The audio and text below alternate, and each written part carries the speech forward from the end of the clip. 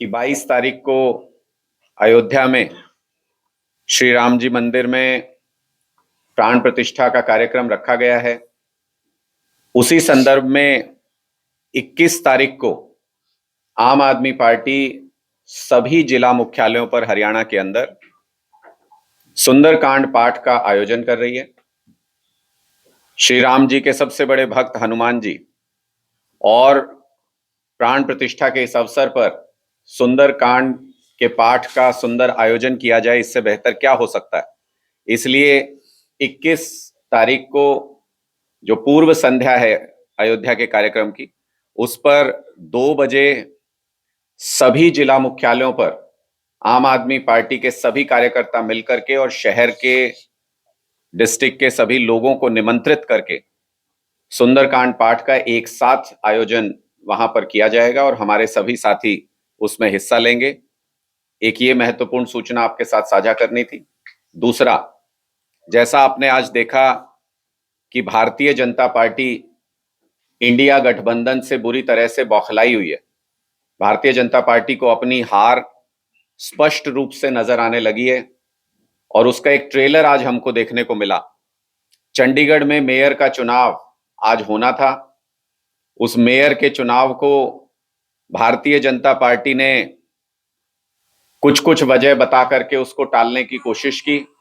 बहाना बनाया गया कि जो प्रिजाइडिंग ऑफिसर है उनकी तबीयत ठीक नहीं है।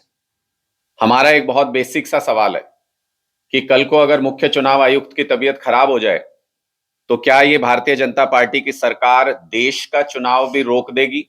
क्या इनकी ऐसी मंशा है? और दूसरा महत्वपूर्ण सवाल कि जब नंबर्स क्लियर हैं कि 20-15 से आम आदमी पार्टी का मेयर चंडीगढ़ में बनने जा रहा है, तो फिर भारतीय जनता पार्टी इस तरह की साजिशें करके लोकतंत्र के खिलाफ काम क्यों कर रही है? ये बौखलाहट साफ तौर पे नजर आती है जब भारतीय जनता पार्टी लोकतांत्रिक तरीके से हारते हुए नजर आ रही है।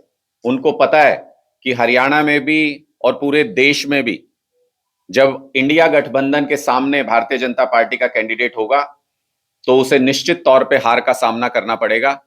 इसलिए भारतीय जनता पार्टी इस तरीके के हथकंडे अपना करके मेयर के चुनाव को टालने की कोशिश आज चंडीगढ़ में की गई। सब जगह पे आप देखें 33 जगह पे कम से कम जो नगर निगम नगर निकाय के चुनाव है वो पेंडिंग है, वो चुनाव नहीं करा रही है भारतीय जनता पार्टी। इसका मतलब सभी लोकतांत्रिक तरीकों से भारतीय जनता पार्टी डरती है और चुनाव से भाग रही है, सब प्रकार के चुनाव से भाग रही है, क्योंकि 2024 में मोदी जी को अपनी हार निश्चित तौर पे पूरे देश में नजर आने लगी है। चंडीगढ़ में तो भारतीय जनता पार्टी ने कुछ इस तरह का व्यवहार किया जैसे छोटे बच्चे होते हैं कि क्रिकेट खेल रहे हैं और अगर 0 रन पे आउट हो जाए तो बच्चा अपना बैट लेके घर चला जाता है कि मैं नहीं खेलता, मैं नहीं खेलता। तो भारतीय जनता पार्टी के साथ भी वही स्थिति है। उनको पता है कि चंडीगढ़ में उनका मेयर नहीं बन सकता किसी भी हालत में। उनको पता है कि आम आदमी पार्टी का अगला मेयर चंडीगढ़ में बनने जा रहा है। इसलिए उन्होंने एक झूठा बहाना बता करके इस चुनाव को रद्द करने की कोशिश की। हम कानूनी तरीकों की तरफ जा रहे हैं। इस चुनाव को होना चाहिए, लोकतांत्रिक प्रक्रिया को इस तरीके से कोई भी बहाना बना के रोका नहीं जाना चाहिए। लेकिन इन सब से ये जरूर स्पष्ट हो गया है कि भारतीय जनता पार्टी पूरी तरह से इंडिया गठबंधन जैसे जैसे आगे बढ़ रहा है, भारतीय जनता पार्टी बुरी तरह से बौखलाई हुई है और सारे हथकंडों का इस्तेमाल कर रही है, चाहे उसमें एजेंसियों का दुरुपयोग हो या फिर उसमें चुनाव टालने के बहाने हो। आपके कोई प्रश्न है तो आप पूछ। जींद रैली रख रखी है आपने, उसके लिए क्या तैयारियां और क्या विशेष होने वाले? देखिए, जींद में 28 जनवरी को बदलाव महासभा का आयोजन किया गया है और ये आयोजन अभूतपूर्व है। हरियाणा में आज तक इस तरह की कोई रैली आपने नहीं देखी होगी। यह अद्भुत संगम होने जा रहा है। और किस तरह का संगम? ऐसा संगम जिसमें 7,000 हरियाणा के गांव लगभग और 1,000 से ज्यादा वार्ड। हमारी कोशिश है, हमारे कार्यकर्ता इस मुहिम पर जुट गए हैं कि इन सभी जगहों से पार्टिसिपेशन इस रैली के अंदर होगा।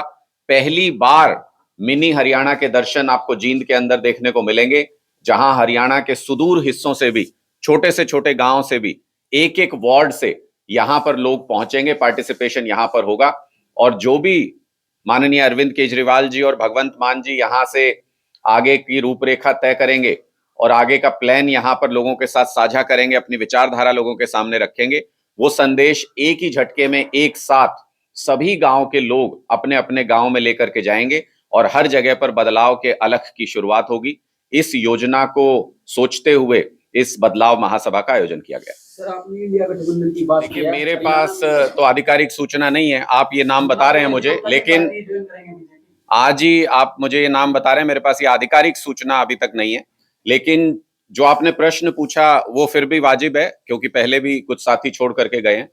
मुझे लगता है कि जब कोई बदलाव होता है और जिस तरीके का आम आदमी पार्टी सत्ता से और व्यवस्था से सीधे टकराव मोल लेती है, ये सबके बस की बात नहीं होती उस प्रेशर को झेलना। सब लोग इस तरीके के संघर्ष के जीवन के आदी नहीं होते हैं। सब लोग इस तरीके से बदलाव की लड़ाई को क्रांतिकारी तरीके से लड़ने के आदी नहीं होते हैं। इसलिए सबकी भावना का स्वागत है। जो आम आदमी पार्टी में आते हैं, हमारा काम है उनको खुली बाहों से उनका स्वागत करना, उनको पूरा सम्मान देना। अगर कोई किसी स्वार्थ के चलते किसी कारण से अगर कोई उस रास्ते को छोड़ करके जाता है तो उनको अपना नया रास्ता मुबारक। लेकिन किसी भी ऐसे व्यक्ति को अपनी क्रेडिबिलिटी के बारे में भी सोच लेना चाहिए कि घर बदलते बदलते बदलते बदलते कहीं ऐसा ना हो कि लोग उन पे विश्वास करना ही छोड़ दें कि वो कितने घर बदलेंगे और कहां कहां जाएंगे, किस किस का विश्वास तोड़ेंगे। लोगों ने जो उनके अंदर विश्वास जताया वो इस बात को लेकर के कि आम आदमी पार्टी एक बदलाव की लड़ाई लड़ रही है और वो उसके साथ जुड़े हैं। अगर उनको लगता है कि वही इस बदलाव को चला रहे थे तो ये भी उन लोगों की गलतफहमी है।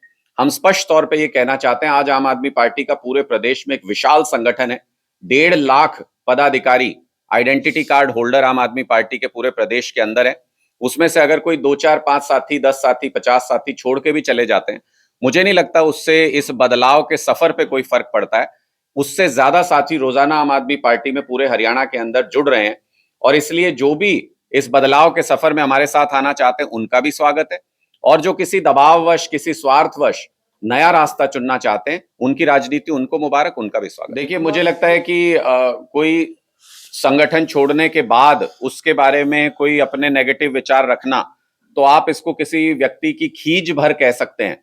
जिस पार्टी ने 6 महीने के समय में पूरे गुजरात में संगठन बना के और उस संगठन के जरिए 41 लाख वोट हासिल कर लिए हों, जिस पार्टी ने पिछले 10 साल के अंदर कीर्तिमान स्थापित कर दिया और 2 राज्यों में सरकार बना करके और 2 और राज्यों में विधायक बना के और नेशनल पार्टी बन के, ऐसी पार्टी के संगठन के बारे में कोई ऐसा व्यक्ति सवाल उठाए जिनका कि अपना अनुभव, निजी अनुभव अच्छा ना रहा हो, तो मुझे ये प्रासंगिक नहीं लगता, मुझे ये सही नहीं लगता। मैं किसी ऐसी जाति को नहीं जानता जिसके बच्चों को अच्छे स्कूल नहीं चाहिए। मैं किसी ऐसी जाति को नहीं जानता जिसके युवाओं को रोजगार नहीं चाहिए।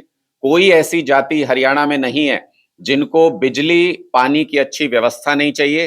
कोई ऐसी जाति हरियाणा में नहीं है जिसको अच्छी सड़कें नहीं चाहिए, टोल फ्री सड़कें नहीं चाहिए। इसलिए ये जाति की राजनीति वो पार्टियां करती आई हैं आज तक जिनको जाति के नाम पे वोट हासिल करना था। आम आदमी पार्टी काम की राजनीति करती है, सभी जातियों को साथ लेकर राजनीति करती है। इसलिए मुझे लगता है कि आम आदमी पार्टी की राजनीति का दौर आ चुका है और हरियाणा के लोग उसका दोनों हाथों से स्वागत कर रहे हैं।